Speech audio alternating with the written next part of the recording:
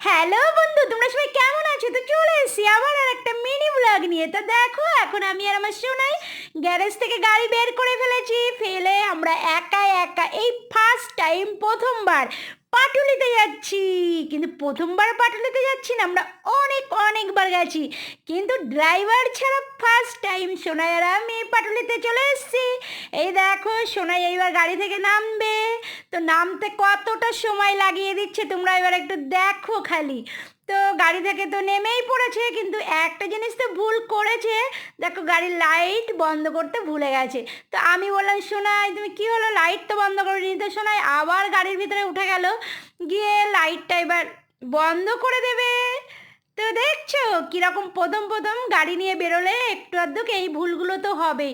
তো ছোটোখাটো ভুল আমরা সব ঠিক করে নেবো। আজকের মিনিট ব্লগ এতটুকুই, চলো টাটা।